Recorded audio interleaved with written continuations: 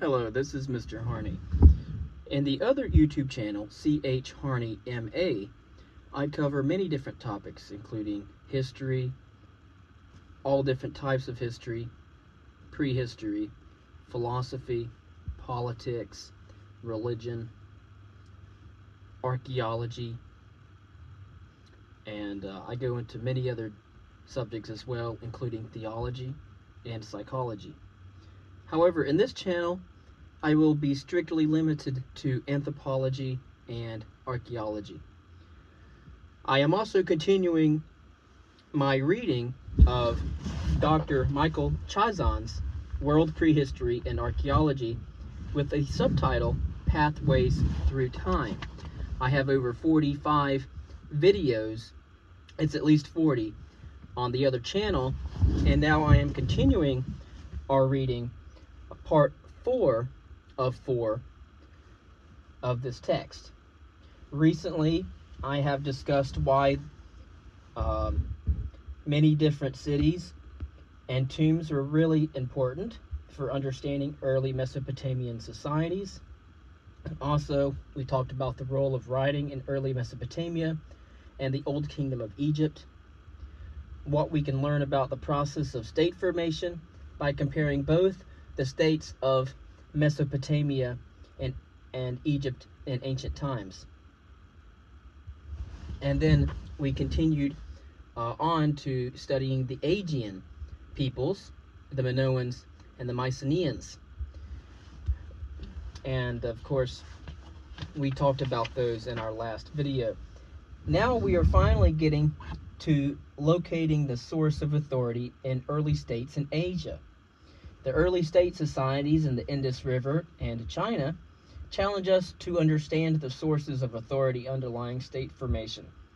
The influence of the Chinese Empire, for example, across Asia, provided an opportunity to consider the relationship between the core areas of state development and their peripheries. After going through this reading, I should understand the archaeological evidence for urbanism and the questions regarding social inequality in the Harappan civilization. And again, that is over in India near the Indus River Valley. We will also examine evidence from surveys and excavation for the emergence of state societies in China. We'll study the Xian tomb, for example, and also the role of influence from China on the development of social complexity in Japan, the response of the people living in the Tarim Basin to their position on the Silk Route, and the emergence of the city of Angkor. And so again, we're talking about, in terms of periods, we're talking about pre-Harappan, and in terms of China periods, the early Longshan, and also the Harappan in India, and the Xia in China. And then we have the late Shang, then the Zhao, and we'll continue on from there. And then we'll also talk about Angkor as well. The pre-Harappan is around somewhere between 3,500 and 3,000 BCE, and the Harappan period starting around 2,500 BCE and wrapping around until after 2000 BC. The Zhao dynasty will start around 1000 BCE and will end around 250 BCE. To continue on, sometime around 221 BCE, Yang Zheng, the first emperor of Qin, began to assemble an army unlike any the world had ever seen. This army, over 7,000 men with bronze swords, daggers, axes, crossbows, 130 chariots, and close to 700 horses. And you've probably seen this on the History Channel, even though I don't endorse the History Channel. It was not meant for the world of the living. Yang Zheng's army is made of clay, beautifully sculpted life-sized models of soldiers set in formation to stand guard against the enemies that the emperor would face after his death. We see similar things in Egypt as well, in the tombs when we discussed Egyptology. Perhaps the spirits of the armies that Zing had massacred in wars of conquest. A chance of discovery in 1974 near the city of Xi'an led to the archaeological excavations that have brought to light the first emperor's army, much of it still standing intact after more than 2,000 years. In the royal tombs of which we previously discussed, and the pyramids of Giza, we have already seen the efforts of rulers to continue their dominance in the afterlife. The paradox at the core of when we read the Epic of Gilgamesh, that power among the living does not conquer death, would have been familiar to the first emperor, who is said to have searched in vain for a secret source of immortality. The terracotta army, row after row of intricately molded yet mute figures, is among the most spectacular archaeological sites in the world. The tomb of the first emperor is an ultimate expression of the power of administration, bureaucracy, in which the realm of the future became peopled by officials, servants, and armies, unlike the afterlife populated by gods and spirits described by so many of the world's religions. In the terracotta army of Xi'an, we see the extension of the institutions of social complexity into the realm of the afterworld on a monumental scale. Later we will discuss and trace the early stages of state formation in the Indus River Valley, or commonly referred to as just the Indus Valley, and that of China. The Indus Valley presents a fascinating quandary, a clearly urban society without clearly visible elite. In China, we will examine the large urban center of Anyang, but we will also look at recent archaeological research, most of it being based on intensive surveys, that is leading to a nuanced picture of state formation in China. It is pertinent to remember that the well-ordered soldiers of the terracotta army, each with a distinctive hairstyle indicating status and ethnicity, are, despite the realism of the individuals themselves depicted, ultimately a fiction, where the rulers of states and empires might have seen order and discipline. The reality was often far more complex.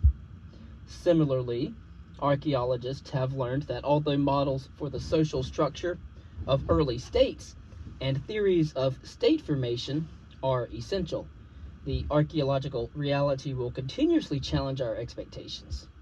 And following the examination of the origins of the state in China, we will consider how interactions with China shaped neighboring societies, for example, Japan.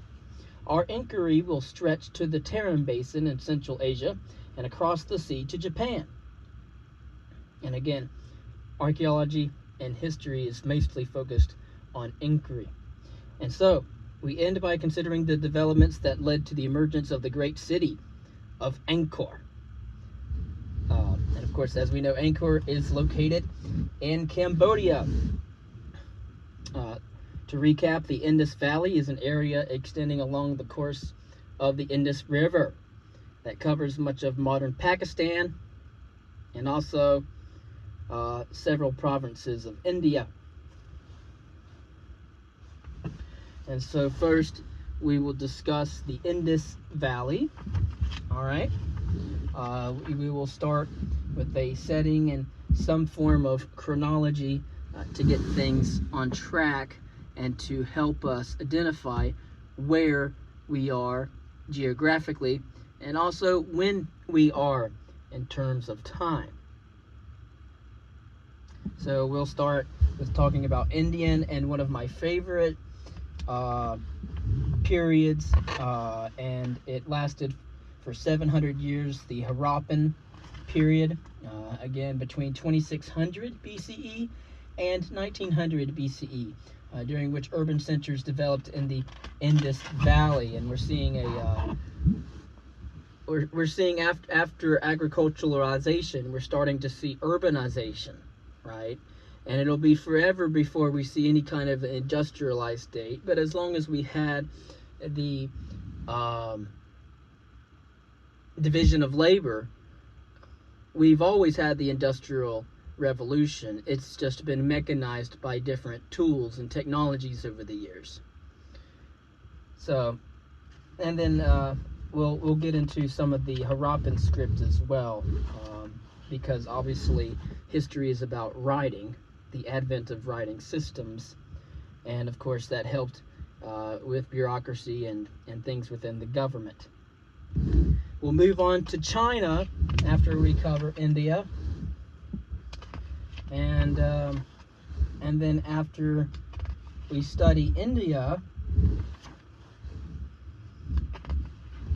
we will then go beyond the Chinese boundary to Japan, Central Asia, and finally wrapping up with Angkor. All right, studying the Tarim Basin, the archaeology of Angkor, and then at the very end, we will give a summary of what we have studied in relation to India, China,